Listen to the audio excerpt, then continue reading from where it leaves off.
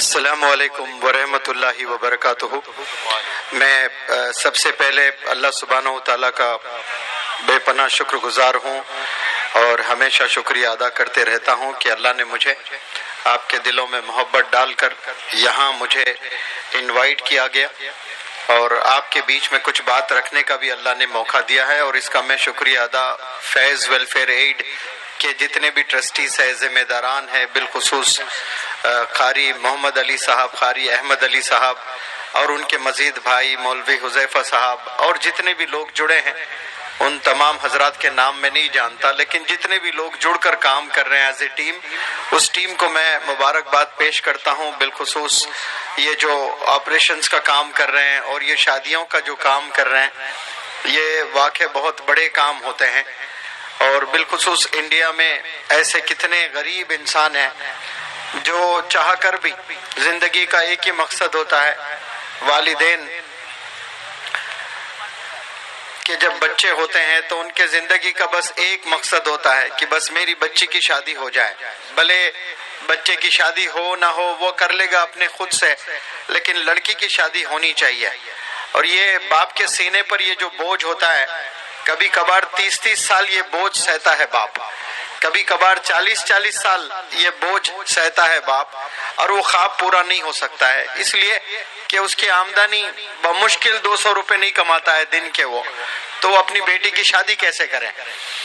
ایسے وقت میں اللہ سبحانہ و تعالیٰ کچھ حضرات کو منتخب کرتا ہے، سلیکٹ کرتا ہے، اور مدد کے طور پر ان کو ان کے گھر تک پہنچا کر ان کی شادی کرواتا ہے۔ ان اچھے لوگوں میں سے ماشاءاللہ قاری محمد علی صاحب ہے، اور ان سے جڑے جتنے بھی حضرات ہیں وہ ہیں جو یہ کام کیے جا رہے ہیں۔ اور یہاں جتنے حضرات ہیں، بالخصوص جو لوگ یہاں پر جمع ہیں، میں ان سے مخاطب تو ہوں ضرور، لیکن میں چاہتا ہوں کہ میری آواز ان کے کانوں تک ضرور جائے جن کی آج شادی ہو رہی ہے۔ یعنی میں نے سنا 60 62 65 جتنے بھی شادیاں آج ہو رہی ہے، تو اس کا مطلب کتنے ہو رہی ہیں؟ 68 ہو رہی ہے ماشاءاللہ۔ تو 68 ہو رہی ہے تو 136 انسانوں سے میں بات کر رہا ہوں ابھی، باقی جو بیٹھ کر سن لے بہت اچھا ہے، نہ سنے کوئی زبردستی نہیں ہے، کیونکہ آپ پر کوئی زبردستی ہم کبھی کر ہی نہیں سکتے ہیں، لیکن جن کی شادی ہو رہی ہے 68 بندوں کی جو شادی ہو رہی ہے، اس کا مطلب 136 جو انسان یہاں پر آج بیٹھے ہیں جن کی شادی ہو رہی ہے، ان سے میں مخاطب ہوں، وہ مجھے بہت غور سے سنیں، اور صرف یہی 136 نہیں بلکہ جتنے لوگ بیٹھے بھی ہیں اور میڈیا کے ذریعے سے میری آواز جہاں جہاں تک جا رہی ہے، بالخصوص وہ ینگسٹرز جو ابھی شادی نہیں کیے ہیں، وہ مجھے بہت غور سے سنیں۔ اللہ سبحانہ و تعالیٰ نے اس کائنات کو بنا کر آسمان، چاند، تارے، سورج، زمین، پیڑ، پہاڑ، سارے چیزیں بنانے کے بعد اللہ نے کہا کہ انسان اشرف ہے، یعنی انسان اعلیٰ ہے، انسان بہترین ہے۔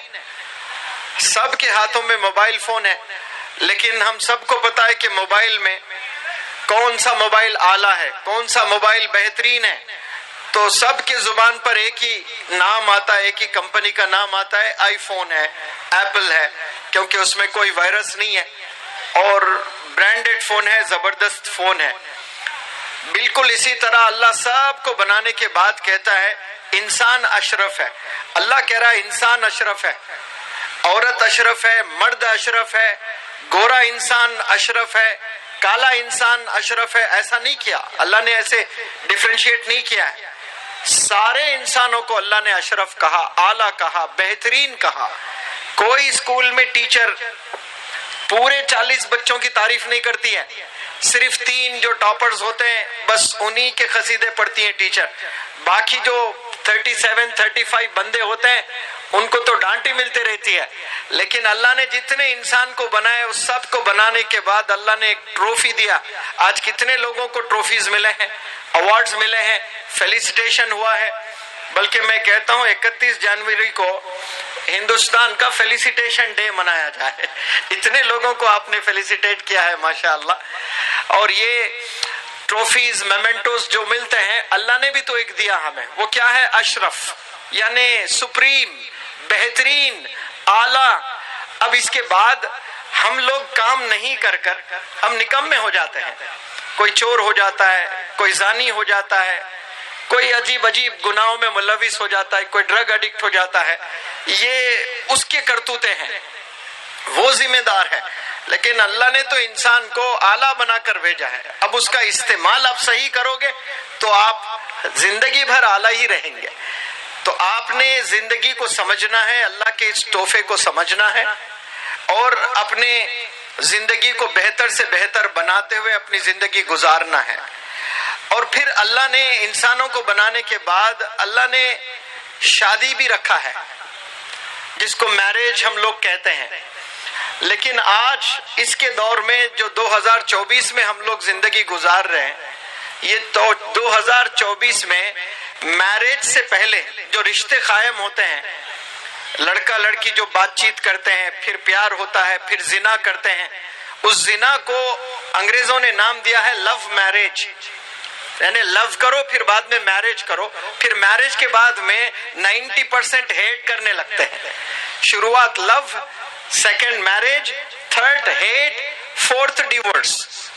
آپ دیکھیں یہی ہو رہا ہے معاشرے میں. پہلے لو ہو رہا ہے, ایسا لو ہو رہا ہے پاگلوں کی طرح لو ہو رہا ہے. ایک لڑکے کو لو ہوا ہے لڑکی سے, لڑکی کا باپ کمشنر ہے.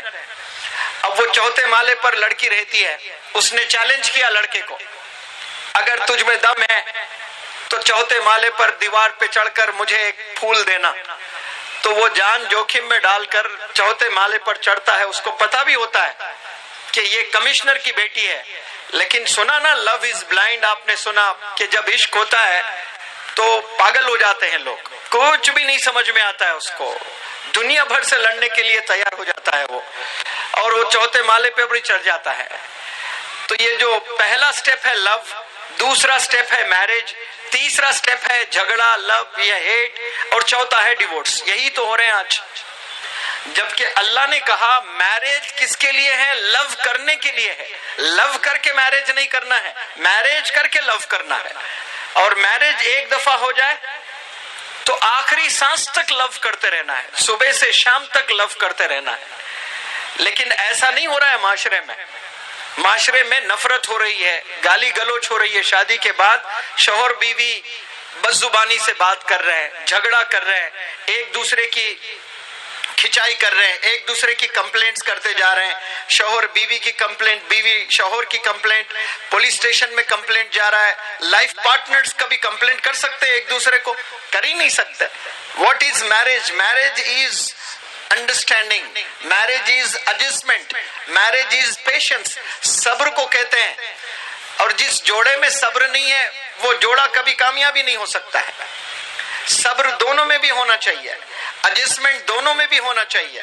اب لڑکی آ کر کہتی ہے میرے باپ نے مجھے بہت زبردست پالا ہے, بہترین کھانا کھلایا کرتا تھا, زبردست کپڑے پہنایا کرتا تھا, تو کچھ بھی نہیں کر رہا ہے, تو پھر تو شادی نہیں کرنا تھا, باپ کے ساتھ ہی زندگی گزارنی تھی. یہاں آ جائے تو پھر باپ نہیں ہے آپ کا, بس سب کچھ تیرا لائف پارٹنر یہی ہے. تو یہ ایڈجسٹمنٹ کرنا بہت ضروری ہے. زندگی ایک طرح نہیں گزرتی ہے. بالخصوص لڑکیوں سے اگر میں مخاطب کروں, دلہنوں سے میں بات کر رہا ہوں, تو دلہنوں کے لیے میرا میسج ہے کہ جیسے آپ اپنا گھر چھوڑ کر ایک نئے گھر میں آپ تشریف لے آتے ہیں تو ساری چیزیں نہیں ہوتی ہے. سمجھنا کہ آپ نے ایک جنم لیا ہے اور نئے طور پر, کیونکہ جو زندگی آپ کی اپنے والدین کے ساتھ گزری وہ بالکل الگ. جیسے دن 24 گھنٹے کا ہوتا ہے تو اس میں دو پارٹس ہوتے ہیں, ایک اندھیرا ایک اجالا. یہ دو اپوزٹ ہے ایک دوسرے کے. اندھیرا اپوزٹ ہے اجالے کا, اجالا اپوزٹ ہے اندھیرے کا. بالکل اسی طرح اپنا گھر چھوڑ کر آپ جب سسرال میں آتی ہیں تو آپ وہ چیزیں ایکسپیکٹ نہ کریں جو آپ کے ساتھ ہوا کرتا تھا گھر میں. ویسے آپ کو امی بھی بہت ڈانٹتی تھی, ابو بھی بہت ڈانٹتے تھے, اگر بڑے بھائی ہیں تو بڑے بھائی بھی بہت ڈانٹتے تھے، تو ایک دفعہ یا سانس نے کیا ڈانٹ لیا آپ کو، آپ گھر چھوڑنے کی بات کرتے. ایک دفعہ آپ کو آپ کے ہسبینڈ نے کیا ڈانٹا تو آپ اپنے ہسبینڈ کو چھوڑنے کا ارادہ کر لیتے ہیں. جبکہ آپ کے باپ نے بہت دفعہ ڈانٹا، کیا آپ نے گھر چھوڑ کر کبھی بھاگا؟ آپ کی امی نے آپ کو بہت دفعہ مارا بھی، کیا آپ نے گھر چھوڑ کر کبھی گئی ہیں؟ کبھی نہیں گئی، وہی گھر میں پڑی رہی ہیں آپ. لیکن یہاں ساس نے کیا ایک بات بولی ہے، بس ہنگامہ مچا دیتے ہیں. تو وہاں بھی جا کر اپنے ہسبینڈ کے والدین کو اپنے ماں باپ سمجھ لیں اور دل سے سمجھیں تو انشاءاللہ کوئی دراریں نہیں آئیں گی رشتوں میں. صرف ماننے کی بات ہے کہ آپ نے ماننا ہے. ابھی ممبئی میں نے ایک لیکچر دیا، 2 لیکچرز تھے. رفیق دودھوالا صاحب کے بھانجے ڈاکٹر ساجد صاحب شاہد بھائی اور ان کی امی ماشاءاللہ 18 سال سے دینیات کا کام کر رہی ہیں. تو 7,000 مستورات بیٹھی تھی میرے لیکچر میں، 7,000. وہ 7,000 میں سمجھتا ہوں کہ 4,000 تو لڑکیاں تھیں جن کی شادی نہیں ہوئی تھی. تو میں نے سارے لڑکیوں سے ایک سوال کیا.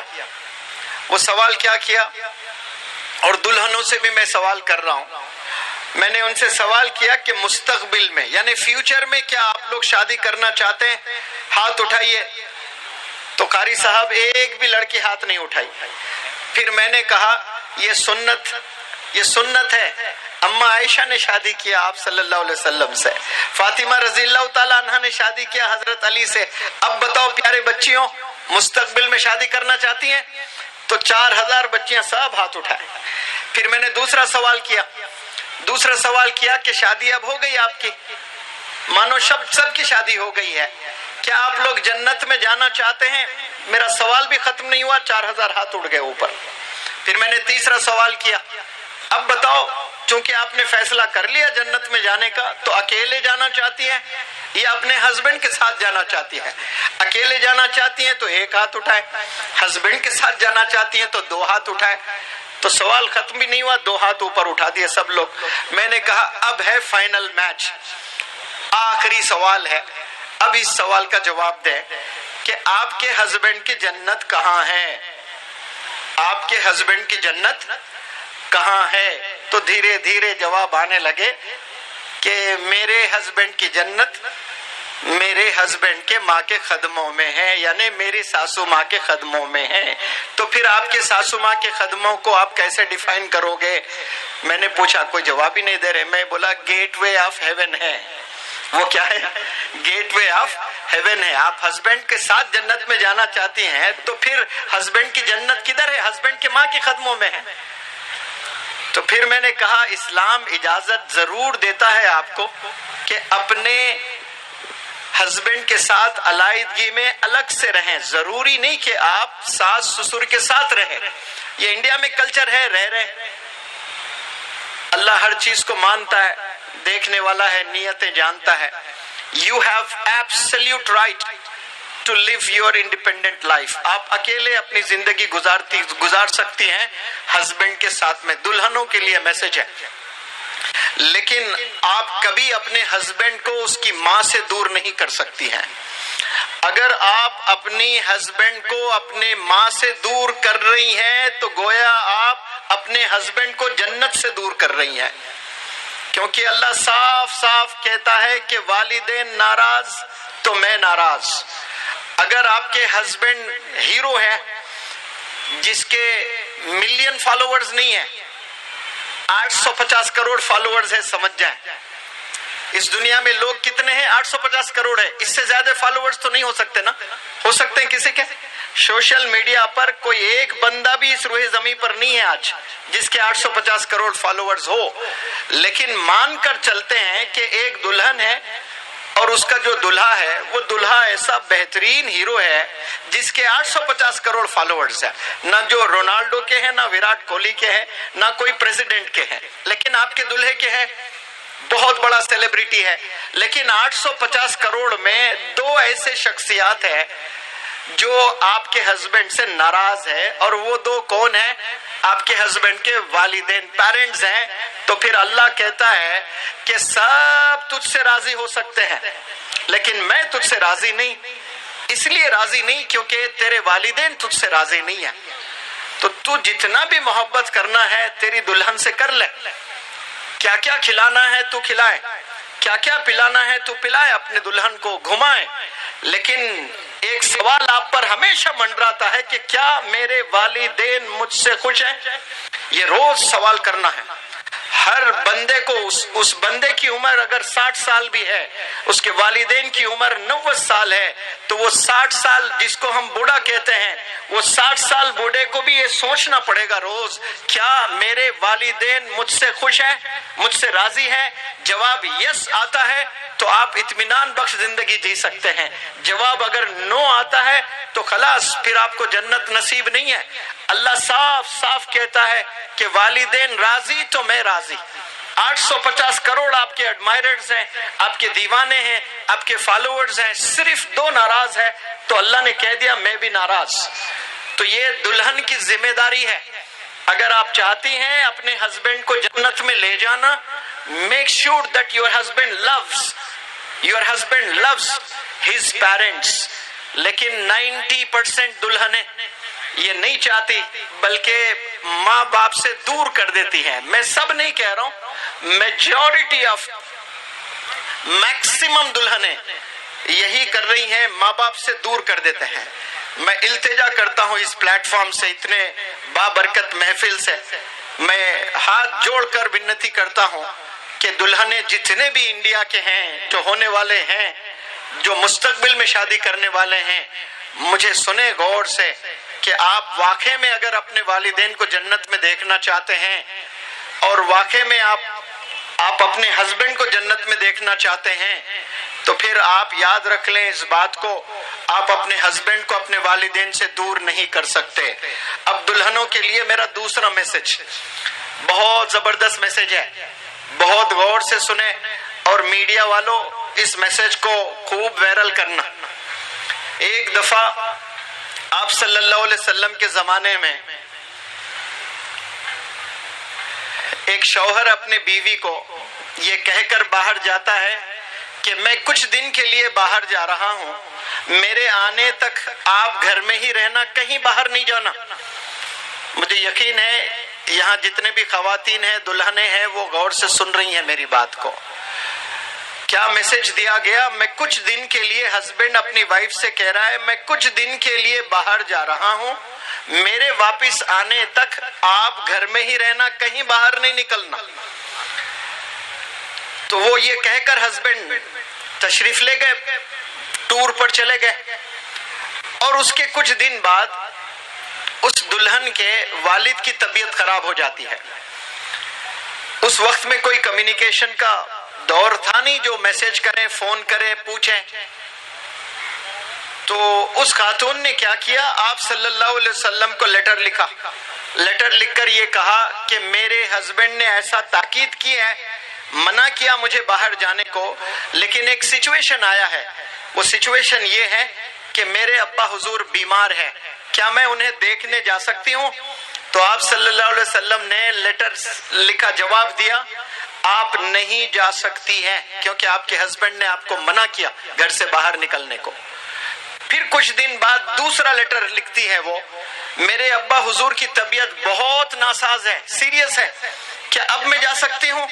تو پھر جواب آتا ہے آپ صلی اللہ علیہ وسلم کا, آپ بالکل نہیں جا سکتی ہے, کیونکہ آپ کے ہسبینڈ نے آپ کو منع کیا ہے.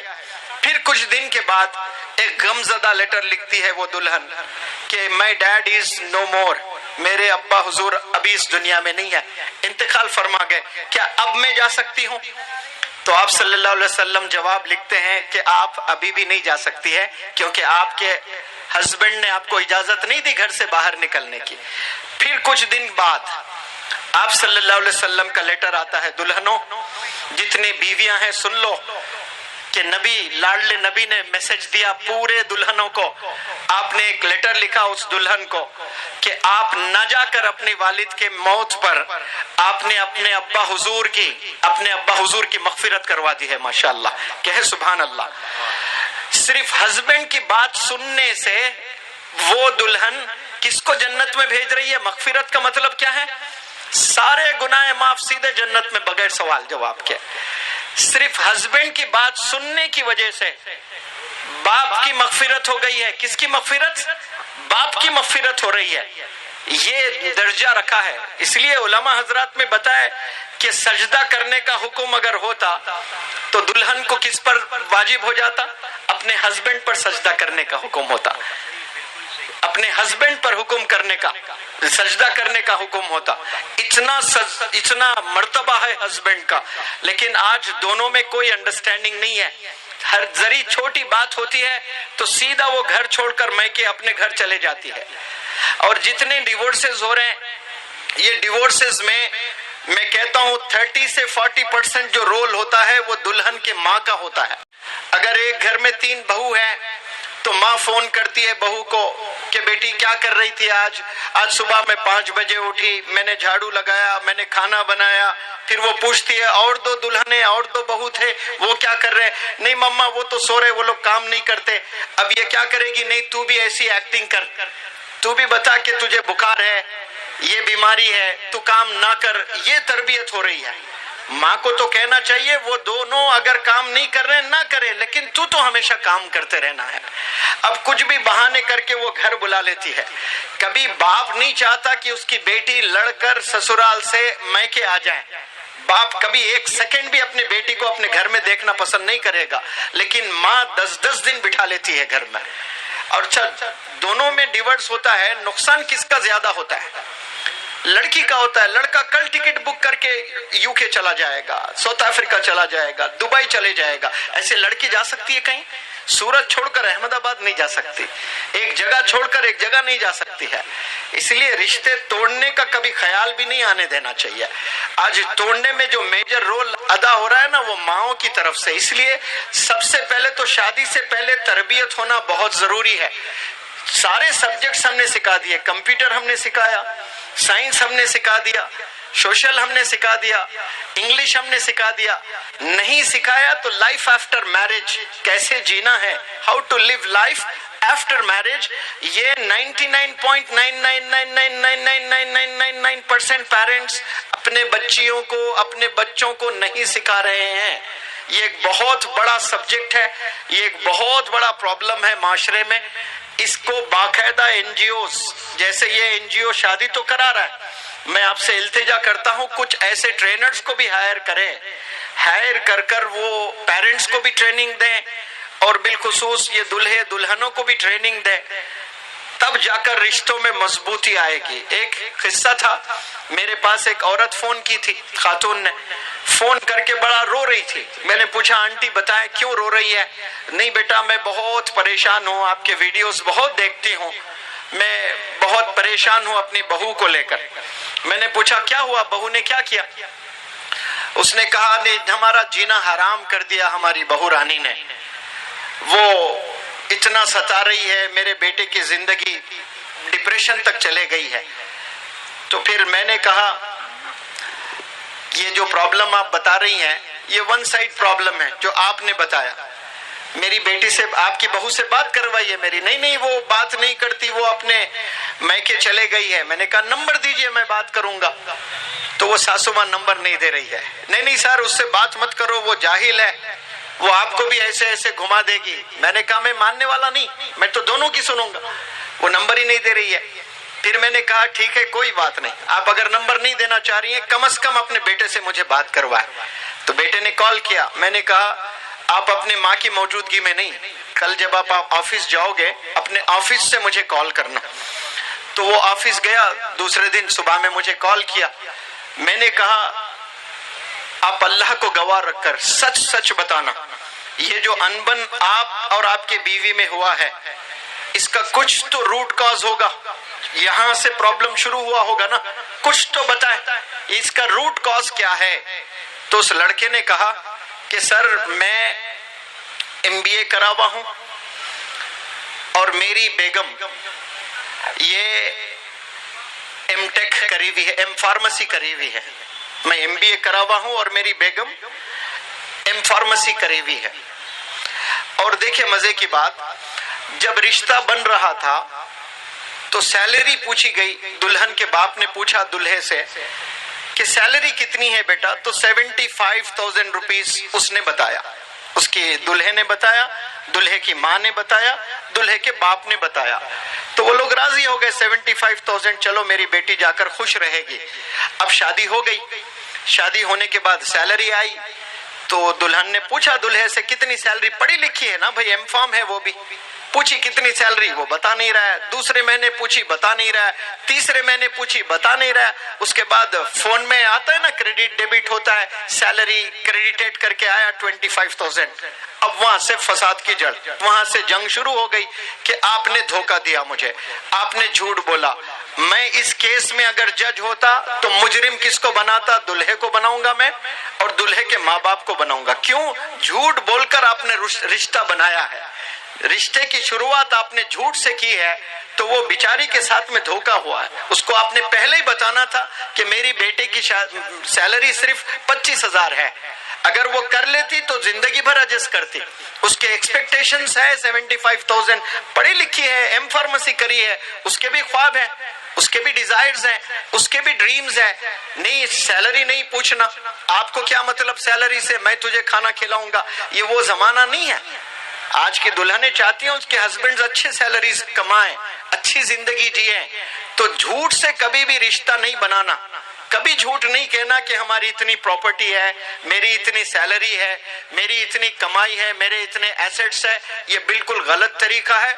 जो शादी झूठ के बुनियाद पर होती है, वो शादी में कभी खुशी नहीं होती है। और बिलखुसूस दुल्हनों से मैं कहता हूं कि ये जो ब्यूटी पार्लर्स में जबरदस्त स्किल सीखे हैं आजकल के लोग, एशियन पेंट करके, फाउंडेशन पे फाउंडेशन लगाकर श्रीलंकन की बंदी को अमेरिकन बना देते हैं। अब वो फोटो आती है, वो फोटो देखकर पागल हो जाता है, इतना पागल हो जाता है, दिन भर वही फोटो जूम करते हुए देख रहा है। मैं शादी करूंगा तो यही सलमा से करूंगा, दूसरा कोई कलमा ही नहीं है उसके जुबान पर। मैं शादी करूंगा तो इससे शादी करूंगा और किसी से नहीं करूंगा। अब ये धोखे से आप उसको अच्छी फोटो भेजकर आप उसको तो फंसा लिए, लेकिन दूसरे ही दिन जब मेकअप उतरेगा वो नफरत करने लगेगा, यानी मोहब्बत। अस्सलाम वालेकुम हजरत, तबीयत बहुत खराब है हजरत की, इसके बावजूद भी आप आए हैं माशाअल्लाह। कल 15,000 लोग जमा हुए थे इकट्ठा, वहां सिर्फ सलाम करके दुआ करके आप निकल गए। इतनी तबीयत नासाज थी, इसके बावजूद भी मैंने तो कहा आप मत आइए हजरत, लेकिन फिर भी आप मोहब्बत में यहाँ पर आए हैं माशाअल्लाह। कुछ ही देर में मैं मेरी स्पीच खत्म करता हूँ। मेकअप पे मेरी बात चल रही थी। कुछ दिन पहले लड़का पागल था लड़की का, क्यों? वो फाउंडेशन पे फाउंडेशन लगाकर एक फोटो भेजी रिश्ते के लिए, वो देखकर पागल हुआ, शादी किया, मेकअप उतरा तो नफरत करने लगा।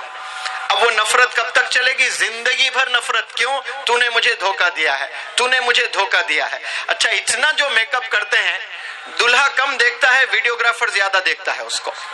जितना वीडियोग्राफर देखता है दुल्हन को, शायद कोई नहीं देखता होगा। अब वो जो सज रही है ना, किसके लिए सज रही है? वीडियोग्राफर के लिए। या फिर जो ब्यूटिशियन, जो भी ब्यूटी पार्लर में काम करते हैं, अगर वो मर्द हजरात कर रहे हैं पेंटिंग, तो उससे ज्यादा कोई नहीं देख रहा है। तो सिंप्लिसिटी, पहले जैसी लड़की है थोड़ा सा मेकअप कर ले, लक्स से साबुन से मुंह हाथ धो ले, लिरिल पाउडर लगा ले, बस जाकर खड़े हो जाए। अगर उसने कहा कबूल है तो फिर जिंदगी भर आपको मोहब्बत करता रहेगा। अब उसके ऊपर एशियन पेंट लगा ले तो अब तो तारीफ के फूल बांधेगा वो। लेकिन पहली जो स्टेप है ना, वो अपने एग्जिस्टेंस को दिखाएं, जैसे हैं वैसे दिखने की कोशिश करें। लेकिन शुरू में ऐसे तैयार होके आते हैं, खुद के माँ बाप नहीं पहचानते। ब्यूटी पार्लर से बेटी घर आ गई तो उसकी सगी माँ उसकी सहेली समझ के उसको चाय पिलाती है, फिर बोलती है अरे अम्मी मैं हूँ, अरे तू है, मैं तो तेरी सहेली समझ रही थी। इतनी तैयार होकर आते हैं। तो ये सुनने में बड़े आपको जोक्स लग रहे हैं, लेकिन इसकी वजह से कई रिश्ते टूट जाते हैं। तो झूठ के बुनियाद पर कभी शादी ना करें, जो है वो सच बोलें। आपकी जितनी सैलरी है उतनी ही सैलरी बताएं।